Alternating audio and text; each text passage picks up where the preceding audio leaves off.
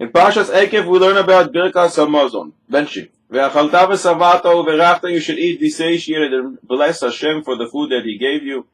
And this is the source for benching, which is a blessing from the Torah. So today we say a story. We tell a story about benching from the Sefer Notrei Bracha.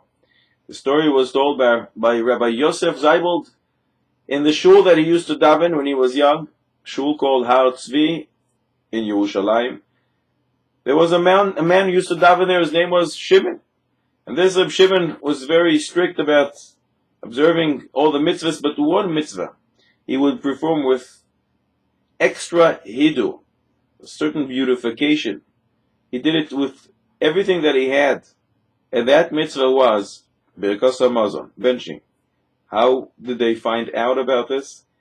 Well, during Sukkot, everybody sits in very close Sukkot, and everybody heard him. The neighbors heard how he benches with such excitement, such kavana, being meticulous to pronounce every single word, every single letter. So one day, he went over and he asked him, why is this mitzvah so different? Why did this mitzvah of benching got such attention from you?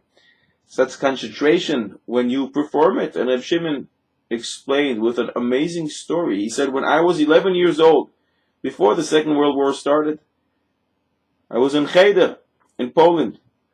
And one day, Meir Shapiro of Lublin, the founder of the Daf Yomi, came to our Cheder to test us. At the end of the test, he told us that as a prize for being so great and knowing all the answers, he is going to reveal to us a secret, and this secret will be a gift for life. And what he did is repeat what the Meir Ekev says in Orach Chaim Siman Kuf Pei Hey in the name of Sefer HaChinuch. One who benches with kavana, with concentration, as it's supposed to be, word for word. He will never lack sustenance. He will always have what to eat. Berevach, bekavod. And one who is strict should do this from a bencher, from a sitter, and not to bench by heart.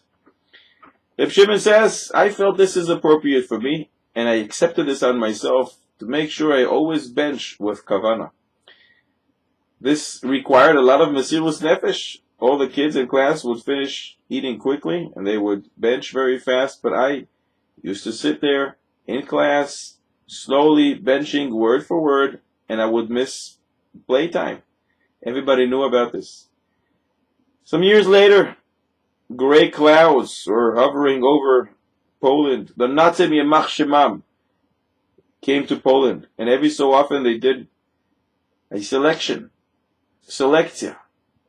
They used to decide with great cruelty who would live and who will die. They separated the men from the women, the kids and the old, and they sent them to the concentration camps. Only those people who were qualified to work, they left them alive. So one time when we were there, the old people, the kids, were turned to the left side, and that would mean death. The young, who were turned to the right, they will live. And me, says Reb Shimon, I was taller than the other kids in my age, so I tried to look even taller. And with Chazdei Shamayim, in fact, they sent me to the right. But right after that, the Nazis demanded to know what everyone does, so they should make them work for the benefit of Germany. I didn't know anything. I was very young. I didn't know what to do. But suddenly someone whispered from behind, just say that you're a good cook and I'll be your assistant. That is what one of the Jews behind told him to do. And that is what he did. And the German said, okay, you're going to work in the kitchen. At that time I already saw how the brach, the blessing of mizonoisav mitzuyin lo. He will always have what to eat. One who benches carefully, the blessing is going to work. It's going to work because as a cook, I was in the kitchen and I got all the food that I needed. I also looked good because of the food. I didn't lack anything. The whole time that I was working in the kitchen, I never missed benching. And when I knew that I'm not going to have enough time to bench, I didn't eat bread. After several months, a German officer, a very wicked one, came to visit. He was very upset to see a Jewish kid who was not starving to death. And he yelled at me, "You're going to work in the kitchen and get fatter? This is not going to work. This will not happen. What do you think this is, a vacation? Come after me." That is how we yelled, and I walked after him, going out of the kitchen. Around us was very, very hard, rocky mountain. The German gave me a small hammer. He pointed to a certain area and he said, "Within a few hours, you have to dig a bunker, a 2-meter deep pit, so our soldiers can hide when the Russians come and they bomb us. If you finish everything I said, within the time frame that I said, you'll come back to the kitchen. Did you understand that?" What he meant to say is, just like you'll never be able to dig here, so too you will never go back to the kitchen. I started thinking, what will happen to me? With one little hammer in my hand, how can I make even a crack in this rocky land? What will I do? I raised my eyes to the heavens and I asked the Kodesh Baruch Hu, he should have mercy and compassion. After all, there is a blessing.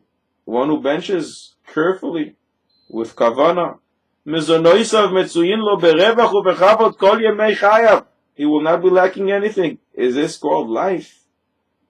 A few minutes later, a truck full of German soldiers passed by. When they saw me with a hammer, they were so upset they started throwing at me cucumbers, potatoes, carrots, and other vegetables while cursing me. And then they continued driving while continuing to throw at me other vegetables. I saw again how the bracha is fulfilled. I was here, surrounded by so many vegetables. Again, I have what to eat. But my salvation is still very far. How will I be able to dig with this little hammer? What am I going to do? But I trusted the Kodesh Baruch Hu, and I continued to request, to ask the Kodesh Baruch Hu, who helped me until now, that he should continue to assist me. A short while later, another truck passed by, this time carrying Polish soldiers. When they saw all the vegetables around me, they were sure that I was in charge of the vegetables. And they asked me to give them the vegetables. The Kodesh Baruch Hu gave me the idea to make believe as if I'm an officer. And I told them that if within a few hours they can dig a 2-meter deep pit here, I will give them from the vegetables. And that's what happened. The Polish soldiers went back to the truck. They took their tools and they started digging. Within a short time, they finished it all. And I gave them the vegetables as their payment, and they traveled away. I didn't have to do a thing. I stood on the side like an officer, and I saw again how the blessing is fulfilled. Berevach ubechavod, as Sefer HaChinuch says. I had plenty of everything, and kavod. I didn't even have to work. I was the officer over these Polish soldiers. Teary eyes of excitement, I went back to the kitchen and I called the German officer that he should see what I did. He couldn't believe it. He couldn't understand how is it that I was able to do this with one little hammer.